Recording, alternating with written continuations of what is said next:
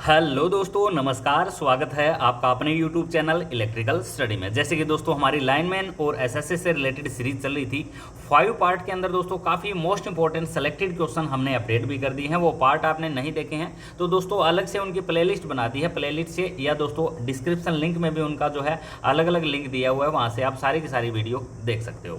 दोस्तों हमने जो आपको सिलेबस प्रोवाइड करवाया है उसी को दोस्तों हम वीडियो के थ्रू डिफाइन कर रहे हैं, ताकि कोई भी किसी भी प्रकार की कमी क्वेश्चन में समझने में ना रहे। दोस्तों आपने हमारा अभी तक सिलेबस नहीं लिया है तो स्क्रीन पर नंबर दिया हुआ है, इस नंबर पर आप मैसेज करके या फ़ोन कॉल करके दोस्तों ये जो सिलेबस बनता है टोटल वो जितना जल्दी हो ले लें और इसको दोस्तों कवर भी कर लें। कवर दोस्तों वीडियो के थ्रू भी करवाया जा रहा है और आप खुद भी सेल्फ स्टडी से भी उसको कवर कर सकते हो। मल्टीपल चॉइस क्वेश्चन दोस्तों इसमें रहेंगे, लगभग 12,000 प्लस MCQ क्वेश्चन जो है वो आपको प्रोवाइड करवाए जा रहे हैं। इसके अलावा दोस्तों हमारा व्हाट्सअप ग्रुप चल रहा है। व्हाट्सअप ग्रुप में भी आपका नंबर ऐड कर दिया जाता है, जिसमें डेली के डेली वीडियो लेक्चर और कुछ MCQ क्वेश्चन जो है जो मोस्ट इंपॉर्टेंट और रह जाते हैं वो दोस्तों उसमें भेजे जाते हैं।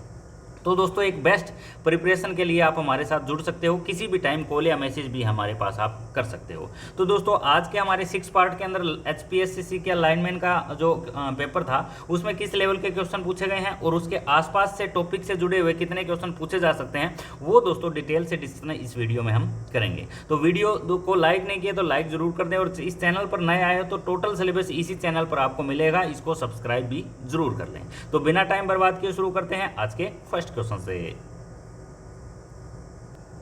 आज का दोस्तों सबसे पहला और शानदार क्वेश्चन है हमारा, घरेलू वायरिंग में किस पदार्थ का उपयोग सबसे अधिक किया जाता है। पदार्थ दोस्तों पूछा गया है किस पदार्थ का उपयोग किया जाता है। HPSCC 2018 के एग्जाम के लाइनमैन में ये क्वेश्चन दोस्तों पूछा गया था, जिसमें राइट ऑप्शन जो माना गया था वो तांबा माना गया था। अब दोस्तों तांबा और एल्यूमिनियम दोनों माना गया, क्योंकि तांबा और एल्यूमिनियम दोनों ही संयुक्त रूप से आजकल घरेलू वायरिंग के अंदर यूज किया जाता है। ठीक है, तो राइट ऑप्शन जो इसका रहेगा वो रहेगा ऑप्शन 4 हमारा, तांबा और एल्यूमिनियम। ठीक है, अगर सिर्फ तांबा दिया जाए तो वो भी दोस्तों हमारा सही रहेगा, और तांबा और एल्यूमिनियम दोनों दिए जाएं तो वो भी हमारे क्या रहेगा, सही रहेगा। इसको दोस्तों अगर वायरिंग डायग्राम के माध्यम से आपको सिंपल वायरिंग समझनी है, जिसको हम बेसिक वायरिंग कहते हैं, ठीक है, तो आप आसानी के साथ समझ सकते हो। ठीक है, वायरिंग करना सबसे आसान काम होता है। देखिए इसमें ये फ्यूज लगा होता है। फ्यूज किस में लगा होता है, सर्किट के सीरीज में लगा होता है। ये हमारा P है, P का मतलब फेज होता है, N का मतलब क्या होता है दोस्तों, न्यूट्रल होता है। ठीक है, न्यूट्रल जो दिया जाता है दोस्तों वो डायरेक्ट दिया जाता है। ठीक है, जैसे कि इसमें आपको दिखाई दे रहा है न्यूट्रल जो सभी जगह है वो डायरेक्ट दिया गया है। जैसे इसकी बात करें हम तो इसको भी डायरेक्ट दिया है। ये दोस्तों हमारा लाइट का एक सॉकेट है, बल्ब जिसको कह सकते हैं, इसमें भी दिया गया है। ये भी दोस्तों एक सॉकेट है, एक जो है लैंप लगा हुआ है जिसमें दिया गया है। ये दोस्तों हमारा फैन रेगुलेटर है, उसमें भी हमारा जो है रेगुलेटर जो है न्यूट्रल दिया हुआ है। तो इसके अंदर देखिए दोस्तों हम इसको समझेंगे कैसे, इस वायरिंग को कैसे समझ के करेंगे। ठीक है, जो न्यूट्रल है वो डायरेक्ट दे दिया जाता है, और फेज को जो है फ्यूज के थ्रू, फ्यूज के किस में लगाया जाता है, फ्यूज जो होता है वो सीरीज में लगाया जाता है। किस में, सीरीज में। तो ये सीरीज के थ्रू किस में पहुंचता है, बटन के निचले पॉइंट पर। ठीक है, एक क्वेश्चन आया था जिसमें ये कहा गया था कि फ्यूज को हमेशा बटन के नीचे वाले टर्मिनल पर लगाना चाहिए। नीचे वाले टर्मिनल पर इसलिए लगाया जाता है क्योंकि अगर आप फेज को ऊपर के टर्मिनल में लगा देते हो तो बटन जो है वो उल्टा काम करता है, ऑन करने पर ऑफ हो जाता है और ऑफ करने पर क्या हो जाता है, ऑन हो जाता है। ठीक है, तो इसलिए वो लाइन बताई गई थी। अब देखिए दोस्तों न्यूट्रल जो फेज सप्लाई है वो नीचे नीचे सभी पॉइंट पर पहुंच चुकी है। जब इस बटन को दोस्तों हम दबाएंगे, ठीक है, तो फेज जो सप्लाई है वो इस टर्मिनल से होते हुए कहाँ पहुंच जाएगी, हमारे बल्ब में पहुंच जाएगी। और न्यूट्रल जो दिया हुआ है दोस्तों वो क्या दिया हुआ है, इस बल्ब को डायरेक्ट दिया हुआ है, तो बल्ब हमारा क्या हो जाएगा, ऑन हो जाएगा। इस प्रकार से आप घरों में भी बेसिक वायरिंग कर सकते हो, बेसिक बोर्ड बना सकते हो। जो फैन रेगुलेटर होता है दोस्तों ये सीरीज में लगाया जाता है। ठीक है, इसको किसके सीरीज में लगाया जाता है, बटन के सीरीज में लगाया जाता है। बटन के बाद सप्लाई जाती है फैन रेगुलेटर में, और फैन रेगुलेटर के बाद सप्लाई जाती है सीधी फैन में। ठीक है, कहीं भी फैन हमारा लगा हुआ है वहां। तो इस प्रकार से आप कनेक्शन डायग्राम के माध्यम से जो है आसानी के साथ जो हल्के फुल्की वायरिंग होती है उसको आप सीख सकते हो। ठीक है, जैसे एक ये वायरिंग दिखाई गई है। ठीक है, इसके अंदर क्या लगा हुआ है, एक फ्यूज लगा हुआ है, 2 बल्ब लगे हुए हैं LED, और ये हमारा सीलिंग फैन लगा हुआ है। ये हमारा फैन रेगुलेटर लगा होता है जो सर्किट के किसके लगाया जाता है, सीरीज में लगाया जाता है। ठीक है, ये जो फेज वाली सप्लाई है ये फ्यूज के होते हुए जो बटन के नीचे नीचे वाले टर्मिनल होते हैं वहां पर पहुंच जाती है। ठीक है, यहाँ से एक सप्लाई फेज की लेके इस टर्मिनल, क्योंकि दोस्तों न्यूट्रल तो यहाँ पे आ रही है, यहाँ पे की कौन सी सप्लाई की जरूरत है, वो है फेज की। ठीक है, तो इस बटन को जब हम ऑन करेंगे तो ये सप्लाई कहाँ पर पहुंच जाएगी, ये पहुंच जाएगी हमारे सॉकेट के दूसरे टर्मिनल पर।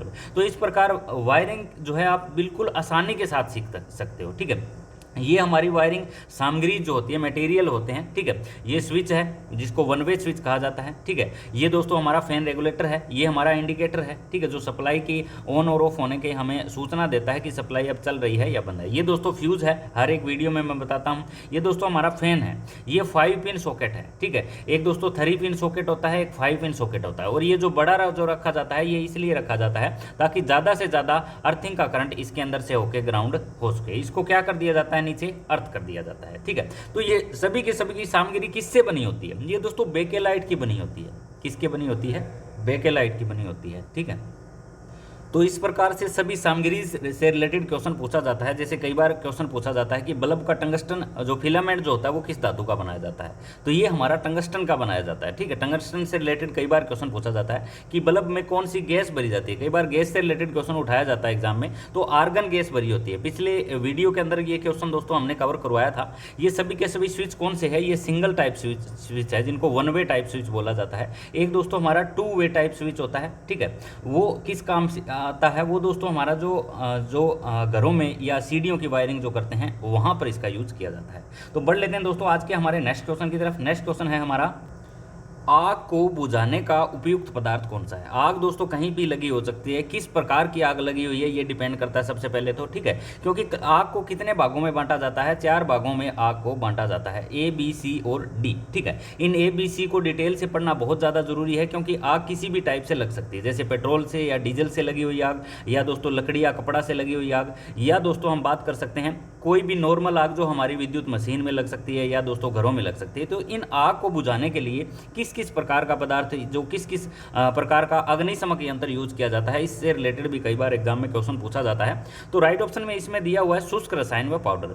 शुष्क रसायन व पाउडर प्रकार का जो अग्निशमक यंत्र होता है उसका दोस्तों हम यूज करते हैं। लेकिन दोस्तों इसको डिटेल से समझने के लिए ये डायग्राम देखना हमें बहुत जरूरी है, ताकि हमें आग किस टाइप की होती है और किस टाइप की आग में किस टाइप का अग्निशमक यंत्र हम यूज करेंगे वो हमें पढ़ना बहुत ज़्यादा जरूरी है, ठीक है। सबसे पहले दोस्तों वुड या पेपर से या कपड़े से लगी हुई आग में हम कौन सा अग्निशमक यंत्र यूज कर सकते हैं? तो इसमें वाटर टाइप अग्निशमक हम यंत्र यूज कर सकते हैं, यानी दोस्तों इसमें पानी का जो है उपयोग किया जा सकता है। ये कौन से टाइप की आग होती है दोस्तों? ये हमारी ए टाइप की आग होती है। क्लास श्रेणी ए में किस प्रकार की आग होती है? जिसमें दोस्तों कोई भी लकड़ी है, कोई भी कपड़ा है या कोई भी कागज है, इस प्रकार की आग जो लग जाती है वो किस श्रेणी में आती है? ये कपड़ा जो है ए श्रेणी के अंतर्गत आता है। इसके अंदर दोस्तों वाटर टाइप जो अग्निशमक यंत्र होता है, फायर एक्सटिंग्विशर होता है, इसका आप यूज कर सकते हो। सेकंड जो है दोस्तों वो है हमारी बी टाइप की आग। कोई भी लिक्विड पदार्थ से लगी हुई आग होती है, लिक्विड जैसे पेट्रोल, डीजल और केरोसिन, इस टाइप के पदार्थ से जो आग लगी होती है, इसमें दोस्तों आप जो है फोएम टाइप जो है वो अग्निशमक यंत्र यूज कर सकते हो, ठीक है। ये दोनों के दोनों हो जाते हैं हमारे, ठीक है। ये आग इसमें भी इसको यूज किया जा सकता है और इसमें भी इसका यूज किया जा सकता है। दोनों प्रकार के यूज इसमें किए जा सकते हैं, ठीक है। थर्ड जो होता है दोस्तों वो है हमारा गैसेस से, जैसे सीएनजी है, सीएनजी गैस से अगर कोई आग लग जाती है तो इसमें ABC पाउडर टाइप का जो है यूज किया जाता है। तो इसका दोस्तों राइट ऑप्शन हमारा सी हो जाता है। ये सी श्रेणी की आग आती है, जो गैस से आग लगती है ये किस टाइप की आग होती है? ये सी श्रेणी में आती है। इसके बाद दोस्तों इलेक्ट्रिकल कॉन्टैक्ट, कोई भी विद्युत मशीन में, विद्युत वायरिंग के अंदर जो आग लग जाती है उसमें किस प्रकार के अग्निशमक यंत्र का यूज करते हैं? तो इसमें एक तो कर सकते हैं हम ABC पाउडर टाइप, और दूसरा जो यूज कर सकते हैं वो कर सकते हैं दोस्तों कार्बन डाइऑक्साइड, जिसको CTC बोला जाता है। CTC का फुल फॉर्म होता है कार्बन टेट्राक्लोराइड। तो 3 से 4 प्रकार के क्वेश्चन दोस्तों हमारे यहाँ से उठाए जाते हैं। मुझे नहीं लगता इस चार्ट को देखने के बाद आपको किसी भी प्रकार की जो है दिक्कत रहेगी, आप सारे के सारे क्वेश्चन जो है वो आसानी के साथ कवर कर सकते हो। बढ़ लेते हैं दोस्तों आज के हमारे नेक्स्ट क्वेश्चन की तरफ। नेक्स्ट क्वेश्चन दोस्तों एक अच्छे लेवल का दिया हुआ है। यहाँ मैग्नेटिज्म से रिलेटेड क्वेश्चन पूछा गया है कि वह पदार्थ जिसमें उच्च प्रतिधारण क्षमता होता है। उच्च प्रतिधारण क्षमता का अर्थ यहाँ पे क्या बताया गया है कि जो ज़्यादा क्वांटिटी मैग्नेट को अपने अंदर समा सके, उसका उपयोग निर्माण के लिए किया जाता है। तो उसका जो यूज जो किया जाता है वो स्थायी चुंबक के लिए किया जाता है। स्थायी चुंबक निर्माण के लिए जो है इसका यूज किया जाता है, जो सबसे ज़्यादा मैग्नेट या सबसे ज़्यादा चुंबकत्व तो अपने अंदर धारण कर सके, अपने अंदर जो है कवर कर सके। तो इसको भी दोस्तों डिटेल से थोड़ा सा समझने के लिए कि स्थायी चुंबक होता क्या है और ये किससे बनाया जाता है और इसका यूज कहाँ कहाँ किया जाता है। अब सबसे पहले दोस्तों आपको पता होना चाहिए कि स्थायी चुंबक होता क्या है। स्थायी चुंबक स्टील से बनाए जाते हैं। सबसे पहला क्वेश्चन तो यही हो जाता है कि स्थायी चुंबक किससे बनाए जाते हैं? स्टील से बनाया जाता है। कई बार एल्निको स्टील दे दिया जाता है, तो वो भी हमारा राइट ऑप्शन हो सकता है, क्योंकि स्टील को सिंपल एल्निको स्टील से भी कई बार बता दिया जाता है। तो स्टील की एक छड़ पर बार बार चुंबकित हो जाने पर आसानी से विचुंबकित, एक बार दोस्तों मैग्नेट किया जा रहा है, उसका विचुंबकित करने के लिए यानी डीमैग्नेटाइज उसको करने के लिए जो है दोबारा फोर्स लगानी पड़ती है, लेकिन उसके बाद भी वो डीमैग्नेटाइज नहीं होता है। तो इस कारण जो है, क्योंकि स्टील की धारण शक्ति नरम लोहे की अपेक्षा बहुत कम होती है, इसीलिए दोस्तों इसका स्थायी चुंबक का इस्तेमाल सबसे ज़्यादा किया जाता है, क्योंकि एक बार चुंबक तो होने के बाद इनको विचुंबकित करना थोड़ा सा मुश्किल काम होता है, ठीक है। क्योंकि इसके अंदर जो है रेजिडुअल मैग्नेट, जिसको रेजिडुअल मैग्नेट किसे कहा जाता है, जिसके अंदर एक बार जिसको मैग्नेट बनाने के बाद उसको डीमैग्नेटाइज करने के बाद भी चुंबकत्व के कुछ अणु जो रह जाते हैं, उसको दोस्तों कहा जाता है रेजिडुअल मैग्नेट, जो डीसी मोटर और जनरेटर के अंदर सबसे ज़्यादा इस्तेमाल किया जाता है। ये दोस्तों हमारे जो है स्थायी चुंबक है, उनकी आकृति बताई गई है कि किस प्रकार के स्थायी चुंबक होते हैं। अब स्थायी चुंबक बनाने की विधि से रिलेटेड भी कई बार एग्जाम में क्वेश्चन बताया जाता है कि स्थायी चुंबक बनाया कैसे जाता है। तो स्थायी चुंबक बनाने के लिए स्टील, कोबाल्ट, निकेल धातुओं की जरूरत पड़ती है। सबसे पहला क्वेश्चन यही से पूछा जाता है कि स्थायी चुंबक किस किस के द्वारा बनाया जाता है। तो स्टील के द्वारा भी, कोबाल्ट के द्वारा, निकेल के द्वारा, इन सभी धातुओं की जरूरत पड़ती है हमें कौन सा चुंबक बनाने के लिए, स्थायी चुंबक। एक दोस्तों स्थायी चुंबक होता है, एक अस्थायी चुंबक होता है। अस्थायी चुंबक कौन से होते हैं, जिनके अंदर जब तक हम सप्लाई के साथ उसको मैग्नेट के साथ जोड़े रखें तब तक तो मैग्नेट रहता है, लेकिन जैसे ही सप्लाई हटा लेने के बाद जिनके अंदर कोई मैग्नेटिक पावर नहीं रहती, उनको हम अस्थायी चुंबक बोलते हैं। स्थायी चुंबक ये हो जाते हैं जिनको एक बार सप्लाई जोड़ने के बाद, सप्लाई हटा लेने के बाद भी जिसमें मैग्नेटिज्म या चुंबकत्व की कुछ जो है शक्ति रह जाती है, उसको दोस्तों हम स्थायी चुंबक बोल देते हैं, ठीक है। ये किसके बनाए जाते हैं, स्टील, कोबाल्ट, निकेल धातुओं की जरूरत पड़ती है, इनको मिश्रित करके एक स्थायी चुंबक बनाई जाती है, तथा इस चुंबक की चुंबकत्व शक्ति शीघ्र नष्ट नहीं होती। शीघ्र नष्ट नहीं होती तो उसको दोस्तों हम स्थायी चुंबक बोल देते हैं, इसलिए इसको क्या कहा जाता है, स्थायी चुंबक। अब देखिए दोस्तों, स्थायी चुंबक का सबसे ज़्यादा यूज किया जाता है, ठीक है, क्योंकि अस्थायी चुंबक का यूज तो बहुत कम होता है, लेकिन स्थायी चुंबक जो होते हैं इनका यूज सबसे ज़्यादा यूज किया जाता है। जैसे फर्स्ट पॉइंट लिखा हुआ है कि स्थायी चुंबक का उपयोग विद्युत मीटरों में किया जाता है, ठीक है। विद्युत मीटरों में, ये यहाँ पे विद्युत मोटरें भी लिख सकता है, विद्युत मोटरों में किया जाता है, ठीक है। मीटर जो पहले मीटर आते थे कुछ टाइम पहले, वो दोस्तों इलेक्ट्रिक टाइप स्थायी चुंबक के प्रकार के होते थे, ठीक है। आजकल जो मीटर आते हैं वो दोस्तों इलेक्ट्रॉनिक टाइप के आ जाते हैं, जिसमें मैग्नेटिज्म का कोई रोल नहीं होता है, ठीक है। इलेक्ट्रॉनिक्स के अंदर दोस्तों डायोड, एनपीएन ट्रांजिस्टर या दोस्तों रेक्टिफायर ये लगे होते हैं, लेकिन आजकल जो मीटर आ रहे हैं उन्हीं की बात करें तो वो इलेक्ट्रॉनिक्स टाइप के हो जाते हैं, ठीक है। प्राचीन काल की बात करें कुछ समय पहले की, तो उस टाइम जो मीटर आते थे वो इलेक्ट्रॉनिक न होकर चुंबकत्व प्रकार के आते थे, ठीक है। वो अब आने बंद हो चुके हैं। नेक्स्ट जो पॉइंट दिया हुआ है इसमें, इसका उपयोग धारामापी एमीटर और वोल्ट मीटर में भी किया जाता है, ठीक है।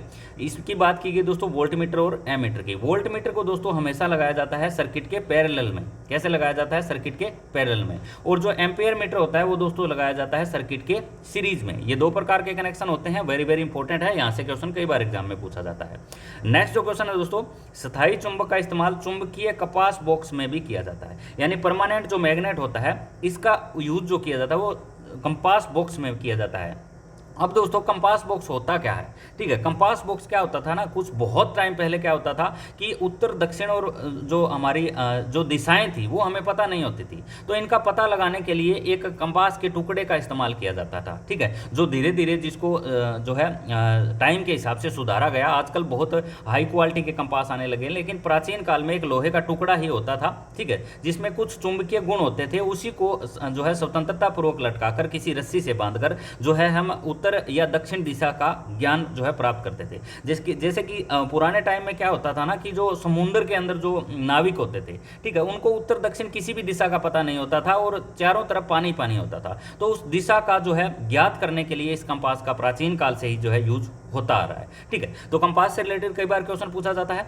नेक्स्ट जो फोर्थ पॉइंट दिया हुआ है, इस चुंबक का उपयोग डीसी मोटर में, बड़े बड़े जनरेटर में, ठीक है, डीसी मोटर के अंदर भी यूज करते हैं और बड़े बड़े जनरेटर में ही यूज करते हैं, क्योंकि दोस्तों इन डीसी मोटर और जनरेटर के अंदर हमें स्थायी चुंबक का बहुत ज़्यादा जरूरत पड़ती है। अगर स्थायी चुंबक नहीं है तो ये डीसी मोटर और बड़े बड़े जनरेटर जो होते हैं ये वोल्टेज नहीं बना पाएंगे, ठीक है। इन्हीं वोल्टेज बनाने के लिए हमें इनके अंदर स्थायी चुंबक इस्तेमाल करना बहुत ज़्यादा जरूरी होता है। नेक्स्ट जो पॉइंट दिया हुआ है, यह चुंबक का उपयोग साउंड स्पीकर में। अब साउंड स्पीकर की बात आ जाती है तो वहाँ हम अपने बचपन में चले जाते हैं। जब हम छोटे छोटे होते थे तो मैग्नेट के टुकड़ों के साथ खेला करते थे, तो वहीं से ये बात शुरू हो जाती है, वहीं से हमें समझ में आ जाता है कि साउंड स्पीकर के अंदर मैग्नेट का यूज किया ही जाता है। तो हमें सिर्फ इतना पता करना है कि स्थायी मैग्नेट का जो है यूज साउंड स्पीकर के अंदर भी किया जाता है। तो ये था दोस्तों मैग्नेटिज्म से रिलेटेड टॉपिक जो बहुत ज़्यादा इंपॉर्टेंट था। परमानेंट मैग्नेट से जुड़े हुए सबसे ज़्यादा एग्जाम में क्वेश्चन पूछे जाते हैं। बढ़ लेते हैं दोस्तों आज के हमारे नेक्स्ट क्वेश्चन की तरफ। नेक्स्ट क्वेश्चन दोस्तों दिखाया हुआ है, विद्युत उपकरणों के साथ काम करते समय आपको सावधानी रखनी चाहिए। यह हल्का सा क्वेश्चन है, सभी लिखित प्रक्रियाओं का पालन करना चाहिए, रिटर्नली कार्य करना चाहिए दोस्तों। जहां भी हम काम करते हैं विद्युत उपकरणों पे, जब भी आप पावर हाउस के अंदर नौकरी लगोगे उसके बाद भी कहीं ज़रूरत पड़ती है तो पावर हाउस के अंदर दोस्तों पीटीडब्ल्यू का सबसे बड़ा इशू रहता है, पीटीडब्ल्यू से ही सारे काम होते हैं। तो यहाँ पर वही चीज़ बताई हुई है कि सभी लिखित प्रक्रियाओं का पालन करने के बाद ही हमें विद्युत उपकरणों पर काम करना चाहिए। बढ़ लेते हैं नेक्स्ट क्वेश्चन की तरफ। नेक्स्ट जो क्वेश्चन दिया हुआ है वो स्लिप से रिलेटेड दिया हुआ है। स्लिप की जब भी बात आ जाती है तो हम मोटर 3 फेज मोटर के अंदर चले जाते हैं। स्लिप क्या होती है? स्लिप दोस्तों जब मोटर को हम स्टार्ट करते हैं तो उसका पूरा का पूरा फ्लक्स हमारे काम नहीं आता है। जैसे कि मोटर के ऊपर 1500 आरपीएम दिखाए हुए हैं तो मोटर 1500 आरपीएम पर नहीं घूमती है। तो मोटर कितने आरपीएम पर घूमती है? 1460 या 1440 आरपीएम पे। ये जो 40 से 60 आरपीएम जो स्लिप हो जाते हैं, जो आरपीएम हमें कोई काम नहीं आते, उनको दोस्तों स्लिप के नाम से जाने जाता है। ठीक है। सप्लाई फ्रीक्वेंसी एफ के लिए रोटर धारा की फ्रीक्वेंसी, रोटर धारा की फ्रीक्वेंसी दोस्तों यहाँ से पूछी गई है, सिंपल है, राइट ऑप्शन ए है हमारा एस एफ। एस से दोस्तों एफ से फ्रीक्वेंसी हो जाता है दोस्तों और एस से हमारा हो जाता है स्लिप। नेक्स्ट जो क्वेश्चन दोस्तों दिया हुआ है, हल्का सा क्वेश्चन है, आसानी से विद्युत धारा बहती है, किस में बहती है? तो दोस्तों इसको हमने पिछली वीडियो में भी डिटेल से डिस्कशन किया था। एक चालक होते हैं हमारे, एक कुचालक होते हैं। अब चालक क्या होते हैं? जिसके अंदर मुक्त इलेक्ट्रॉन की संख्या बहुत ज़्यादा होती है, उनको क्या कहा जाता है? चालक कहा जाता है। कुचालक क्या होते हैं? जिनके अंदर मुक्त इलेक्ट्रॉन की संख्या बिल्कुल भी नहीं होती, उनको कहा जाता है कुचालक। एक दोस्तों हमारे होते हैं अर्धचालक। अब अर्धचालक क्या होते हैं? जिनमें कुछ मुक्त इलेक्ट्रॉन होते हैं लेकिन कुछ नहीं होते हैं। ठीक है, तो इस प्रकार के चालक को हम अर्धचालक कह देते हैं। अर्धचालक के अंदर दोस्तों जो है इलेक्ट्रॉन बह भी सकते हैं और नहीं भी बह सकते हैं। एग्जाम्पल के तौर पर देखा जा सकता है कि एक सूखी लकड़ी है और एक गीली लकड़ी है। सूखी लकड़ी के अंदर इलेक्ट्रॉन नहीं फ्लो हो सकते, इसके अलावा आप गीली लकड़ी की बात करें तो उसके अंदर इलेक्ट्रॉन बह सकते हैं। तो गीली लकड़ी हमारी क्या हो जाती है? एक अर्धचालक हो जाती है। एक चालक, एक कुचालक और एक हमारा हो जाता है अर्धचालक। अर्धचालक से रिलेटेड दोस्तों सिलिकॉन और जर्मेनियम से रिलेटेड सबसे ज़्यादा क्वेश्चन पूछे जाते हैं। अर्धचालक के सबसे बेस्ट एग्जाम्पल है हमारे सिलिकॉन और जर्मेनियम। चलिए बढ़ लेते हैं नेक्स्ट क्वेश्चन की तरफ। नेक्स्ट जो है हमारा, एक 50 हर्ट्ज यानी 50 हर्ट्ज फ्रीक्वेंसी का स्रोत से जुड़े हुए 20 पोल वाली 3 फेज इंडक्शन मोटर है। ठीक है, तो उसकी दोस्तों तुल्यकालिक गति पूछी गई है। तुल्यकालिक स्पीड क्या होती है? तुल्यकालिक स्पीड को दोस्तों हम क्या कहते हैं? सिक्रोनेंस स्पीड कहते हैं। सिक्रोनेंस मोटरें आपने सुनी होगी कि जो 3 फेज की होती है।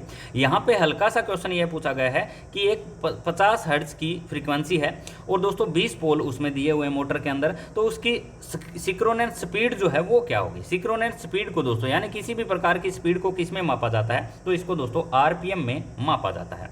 यहाँ पे दोस्तों हमें सिक्रोनेंस स्पीड निकालनी है। तो सिक्रोनेस स्पीड निकालने का फार्मूला क्या होता है?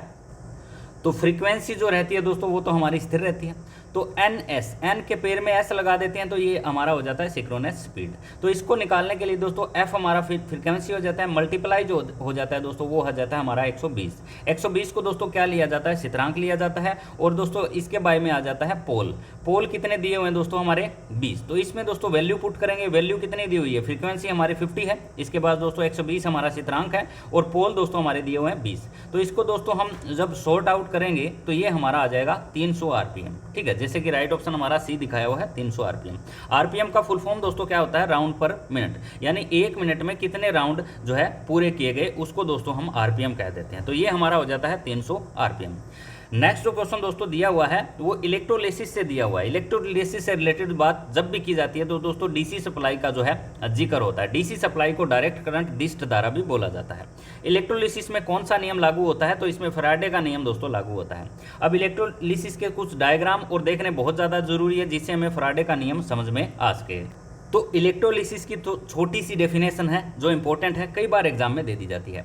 इलेक्ट्रोलाइट एक तरल होता है, यानी क्या होता है दोस्तों, सबसे पहले इलेक्ट्रोलाइट हमें समझना जरूरी है कि इलेक्ट्रोलाइट क्या होता है। इलेक्ट्रोलिसिस दोस्तों हमें तभी समझ में आएगा जब ये छोटी छोटी डेफिनेशन हमें पता रहेगी, जिसमें विद्युत प्रवाहित होने पर रासायनिक अभिक्रिया होती है। रासायनिक अभिक्रिया जो उसको दोस्तों केमिकल रिएक्शन बोला जाता है, वह दल चालक अपने प्योन्स में, प्योन्स का मतलब दोस्तों अपने आयन्स में विभाजित हो जाती है, जैसे सिल्वर नाइट्रेट है, नमक मिला पानी है, H2SO4 है, ठीक है। H2SO4 तनुगंधक अम्ल जिसको बोला जाता है, जो हमारे लेड एसिड बैटरी के अंदर यूज किया जाता है, NaCl इत्यादि है, ठीक है। तो ये हमारा इलेक्ट्रोलाइट होता है। इलेक्ट्रोलाइट के बाद जो डेफिनेशन आती है वो इलेक्ट्रोड की आती है कि इलेक्ट्रोड क्या होते हैं। इलेक्ट्रोड दोस्तों एक पॉजिटिव होता है और एक नेगेटिव होता है। पॉजिटिव को दोस्तों एनोड कहा जाता है और नेगेटिव को कैथोड कहा जाता है। धातु की प्लेट टर्मिनल या कोई रोड जिसके द्वारा करंट इलेक्ट्रोलाइट में से प्रवाह होता है, करंट इलेक्ट्रोलाइट में से क्या होता है, प्रवाह होता है, तो उसको क्या कहा जाता है, इलेक्ट्रोलाइट कहा जाता है। एनोड और कैथोड जो है दोस्तों वो मैं आपको बता चुका हूँ। एनोड के बारे में क्या बताया गया है, जिस टर्मिनल या इलेक्ट्रोड पर बैटरी का पॉजिटिव टर्मिनल, एनोड का जहां जिक्र आता है वहां दोस्तों हम पॉजिटिव टर्मिनल की बात कर सकते हैं। इस टर्मिनल से करंट इलेक्ट्रोलाइट के अंदर जाता है, टर्मिनल एनोड कहलाता है। एनोड से ही आयन अलग होकर निकलते हैं, यानी दोस्तों पॉजिटिव से ही आयन जो है वो तत्व जो है वो अलग होकर क्या होते हैं, निकलते हैं। कैथोड की बात की जाए तो जिस टर्मिनल या इलेक्ट्रोड पर बैटरी का नेगेटिव टर्मिनल जोड़ा जाता है, तरल से विभाजित होकर आयन इसी टर्मिनल पर आते हैं, इस टर्मिनल से जाते हैं और इस टर्मिनल पर आते हैं। कहने का भाव ये है कि एनोड से निकलकर कैथोड की तरफ टर्मिनल जाते हैं, ठीक है। तो दोस्तों इतना समझने के बाद हमें फैराडे के इलेक्ट्रोलिसिस के 2 नियम हैं जो हमें पता होना चाहिए, ठीक है। हल्का सा क्वेश्चन कई बार दे दिया जाता है। फैराडे के इलेक्ट्रोलिसिस नियम, पहले नियम के अनुसार किसी भी इलेक्ट्रोलाइट में से करंट गुजारा जाता है तो वह अपने आयन में विभाजित हो जाता है। इन आयन की संख्या इलेक्ट्रोलाइट में गुजर रहे करंट के कुल समानुपाती है, यानी जितना भी करंट दोस्तों इसमें गुजर रहा है, ये आयन्स भी दोस्तों उसके क्या है, समानुपाती है। जितने करंट बढ़ेगा उतना जो आयन्स जो है वो भी हमारे बढ़ेंगे।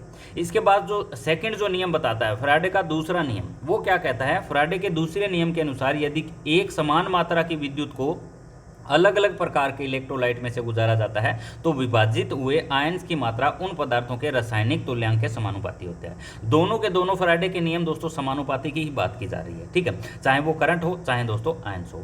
अब दोस्तों सबसे ज़्यादा बार जो क्वेश्चन पूछा जाता है वो इलेक्ट्रोलाइसिस का वो यूज कहाँ किया जाता है, यानी इलेक्ट्रोलाइसिस क्यों जरूरी है। इलेक्ट्रिकल लाइन की दोस्तों हम बात करें तो इलेक्ट्रिक जो लाइसिस है इसका यूज कहाँ किया जाता है, तो सबसे पहला जो क्वेश्चन आता है वो इलेक्ट्रोप्लेटिंग से जुड़ा होता है। विद्युत लेपन जिसको दोस्तों कहा जाता है, एक धातु पर दूसरी धातु की परत चढ़ाना, इस प्रक्रिया को क्या कहा जाता है, इलेक्ट्रोप्लेटिंग कहा जाता है। इलेक्ट्रोप्लेटिंग से डेफिनेशन से रिलेटेड क्या क्वेश्चन पूछा जाता है कि किसी भी एक धातु की परत दूसरी धातु पर चढ़ाने की इस पूरी प्रक्रिया को क्या कहा जाता है, इसको इलेक्ट्रोप्लेटिंग कहा जाता है। इस प्रक्रिया का इस्तेमाल सस्ती धातु पर महंगी धातु की परत चढ़ाने के लिए सबसे ज्यादा होता है। जैसे आपने सोने की परत चढ़ी हुई बहुत सारे जो है पहनने के जो आभूषण होते हैं उन पर देखी भी होगी, तो वो किसके थ्रू होता है, वो इलेक्ट्रोप्लेटिंग के थ्रू होता है, जिसे सस्ती धातु को जंग से बचाया जा सकता है और दिखने में काफ़ी सुंदर लगती है, ठीक है। ये दोस्तों हमारा इलेक्ट्रोप्लेटिंग का एक डायग्राम भी दिखाया हुआ है। इसके बाद दोस्तों हमारा इसका यूज़ कहाँ किया जाता है, और बहुत सारी जगह है, इलेक्ट्रो टाइपिंग में, ठीक है, इलेक्ट्रो टाइपिंग में, यहाँ से भी कई बार क्वेश्चन पूछा जाता है।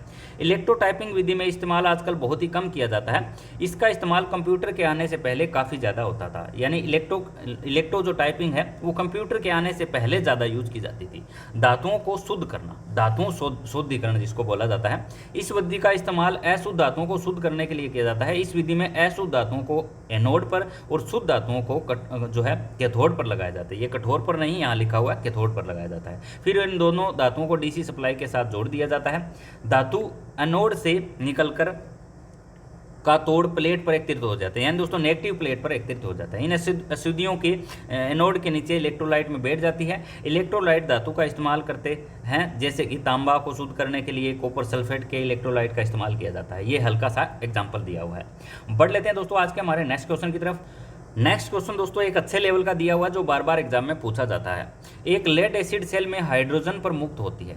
हाइड्रोजन पर मुक्त क्या होती है दोस्तों, ये हमारी होती है ऋणात्मक प्लेट। अब प्लेटों से रिलेटेड दोस्तों क्वेश्चन हमें पता होना चाहिए। लेड एसिड बैटरी के अंदर कितनी प्लेटें होती है, कौन सी प्लेट किस धातु के बनाई जाती है और इन प्लेट का रोल्स क्या होता है, ठीक है। इनको भी दोस्तों समझने के लिए हमें थोड़ा सा इसका डायग्राम की हेल्प लेनी पड़ेगी ताकि अच्छे से समझ में आ सके। ये दोस्तों हमारी एक लेड एसिड बैटरी दिखाई गई है। इसके अंदर ये जो टर्मिनल दिखाए हुए हैं ये दोस्तों हमारे कौन सी टर्मिनल है, पॉजिटिव टर्मिनल। इन पॉजिटिव टर्मिनलों को दोस्तों क्या कहा जाता है, एनोड कहा जाता है। क्या कहते हैं हम, एनोड। और दोस्तों ये जो दूसरे टर्मिनल दिखाए गए हैं ये हमारे हैं माइनस के टर्मिनल, जिनको कहा जाता है कैथोड। कैथोड और एनोड टर्मिनल के नाम से दोस्तों इनको जाना जाता है। जो दोस्तों इसके अंदर H2SO4 पर आ जाता है, जो हमारा तनुगंधक का अम्ल होता है, इन प्लेटों को अलग रखने के लिए इनके बीच में दोस्तों सेपरेटर्स लगाए जाते हैं। ठीक है। लेड एपॉक्साइड की दोस्तों हमारी प्लेट एक होती है, दूसरी जो होती है वो दोस्तों स्पंजी लेड की होती है। स्पंजी लेड से रिलेटेड भी कई बार क्वेश्चन एग्जाम में दोस्तों पूछा जाता है। तो ये बैटरी के दोस्तों बहुत सारे डायग्राम दिए गए हैं, जिन्हें समझने के लिए जो है आसान भाषा में इन शब्दों को जो है समझा जा सकता है, बताया जा सकता है। ठीक है।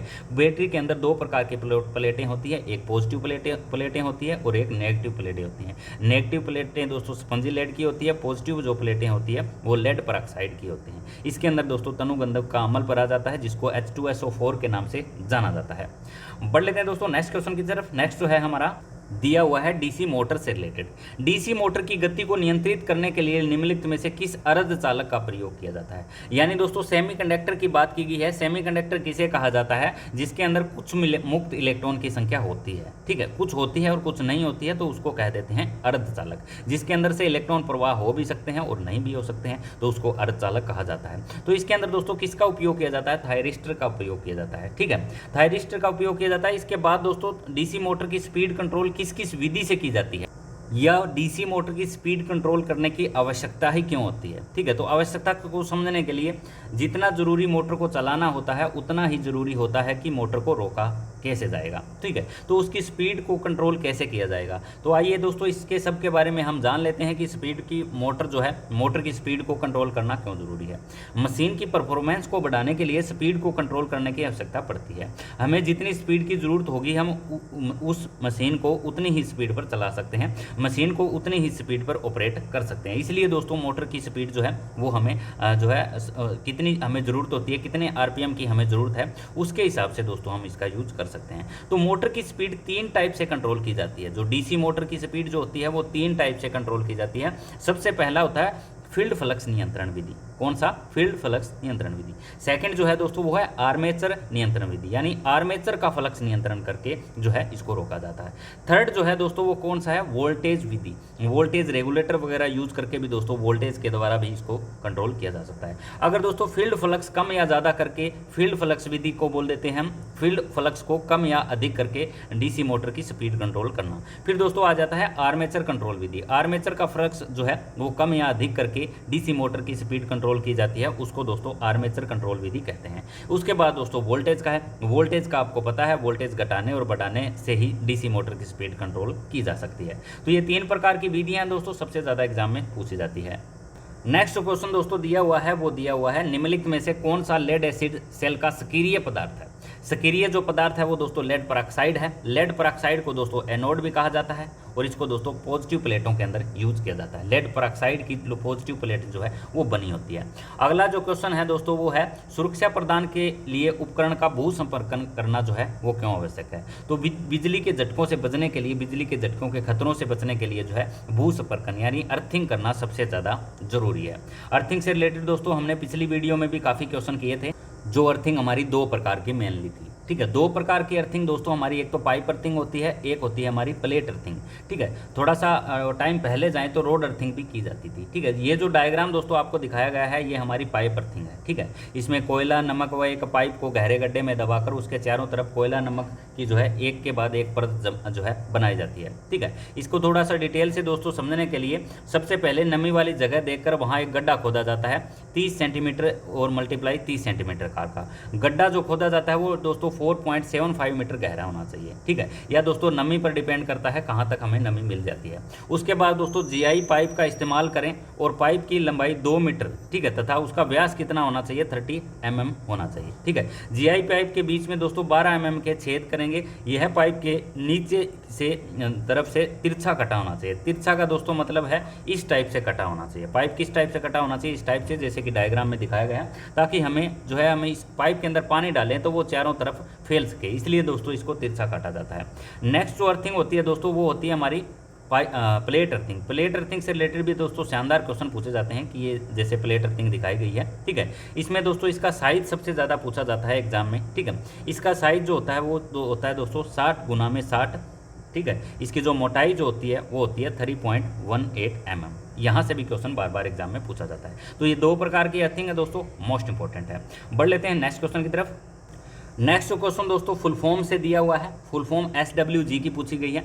SWG का फुल फॉर्म दोस्तों होता है standard wire gauge. Standard wire gauge दोस्तों तारों का जो है मापने के लिए काम आता है। ये दोस्तों जैसे जैसे इसका साइज़ बड़ा होता जाता है वैसे जैसे तार का साइज़ क्या होता जाता है, पतला होता जाता है, ठीक है। जैसे 35 नंबर की तार की बात करें तो वो 36 नंबर के मुकाबले क्या होती है, मोटी होती है, ठीक है। तो यहाँ से कई बार क्वेश्चन पूछा जाता है, ये उल्टा होता है। स्टैंडर्ड वायर गेज का जो यूज हम देखें तो इसका उल्टा होता है, ठीक है। 36 नंबर की जो तार होती है दोस्तों वो क्या होती है, बहुत ही पतली होती है। और 1 नंबर की तार की बात करें तो वो तार क्या होती है, बहुत ही मोटी होती है, ठीक है। तो ये स्टैंडर्ड वायर गेज होता है। इसके बाद जो नेक्स्ट जो क्वेश्चन है दोस्तों हमारा वो दिया हुआ है अर्थिंग प्रतिरोध को कैसे कम किया जा सकता है। तो अर्थिंग प्रतिरोध की दोस्तों बात करें तो इसमें 4 प्रकार के ऑप्शन दिए गए हैं, जो 3 गलत हैं और 1 हमारा सही है, पानी डालकर, ठीक है। पानी डालकर अर्थ प्रतिरोध को कम किया जा सकता है, या दोस्तों नमी वाली जगह अर्थिंग करके अर्थ प्रतिरोध को कम किया जा सकता है, या दोस्तों प्लेट का क्षेत्रफल घटाकर नहीं, आप बढ़ाकर अर्थ प्रतिरोध कम कर सकते हो, ठीक है। वायर का साइज भी दोस्तों आप बढ़ाकर अर्थ प्रतिरोध को जो है कम कर सकते हो। इसके अलावा दोस्तों कोयला और चारकोल की जो इसके चारों तरफ जो परत डाली जाती है कोयला और नमक की, ठीक है, उसकी परत के अंदर ज़्यादा नमी बढ़ाकर भी आप इसके प्रतिरोध को क्या कर सकते हो, कम कर सकते हो, ठीक है। 2 पैरेलल में अर्थिंग करके भी अर्थ प्रतिरोध को क्या किया जा सकता है, कम किया जा सकता है। तो ये बहुत सारे अच्छे लेवल के क्वेश्चन बनते हैं जो बार बार एग्जाम में पूछे जाते हैं।